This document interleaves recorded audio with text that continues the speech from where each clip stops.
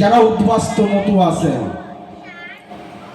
যাদের এসআইআর এর নাম বাদ গিয়েছে, শুনুন, বারবার আমি টিভিতে বলছি, সোশ্যাল মিডিয়ায় বলছি, সাংবাদিক সম্মান করে আপনাদেরকে বলছি, যাদের এসআইআর এ ভোটার লিস্ট থেকে নাম বাদ গিয়েছে তারা ইমিডিয়েট সিএতে অ্যাপ্লিকেশন করুন।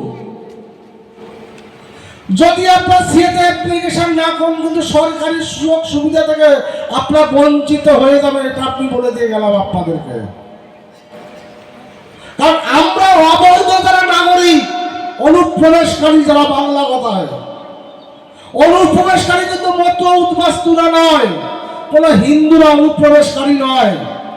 আপনারা বুঝে নেন কাদের কথা আমি বলছি। আমার দপ্তর থেকেও তাদের নাম ডিলিটেড করতে হবে। তাই আপনাদের কাছে আমার একটাই দাবি, বিগত দিনে যে ভুল ভ্রান্তি বুঝিয়েছে আপনাদেরকে, যারাই বুঝিয়েছেন তৃণমূল নামক দল, আপনারা সভাপতি, আপনারা ইমিডিয়েট সিএতে অ্যাপ্লিকেশন করুন। আপনি নাগরিকত্ব 2-4 দিন 2-6 মাস পরে পাবেন, কিন্তু আপনার যে সরকারি বেনিফিটের যে পেপারসগুলো আছে সেইগুলো বজিয়ে থাকবে।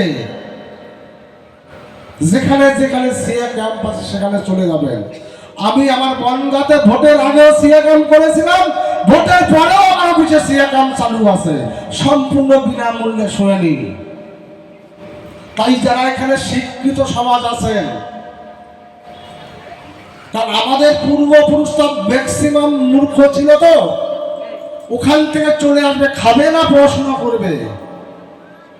যারা শিক্ষিত সমাজ আছে তাদের অনুরোধ আমার, গ্রামে গ্রামে তারা ঘুরে, যাদের ভোটার লিস্টের নাম ডিলিট হয়েছে এসআইআর এ, যারা উদ্বাস্তু মতো সম্প্রদায়ের মানুষ আছেন, তাদের প্রত্যেককে আপনারা সিএতে অ্যাপ্লিকেশন করিয়ে দেবেন এবং নাগরিকত্ব দেওয়ার দায়িত্ব ভারতবর্ষের প্রধানমন্ত্রী নরেন্দ্র মোদী। এটা আমি আজকে আপনাদেরকে বলে দিয়ে গেলাম।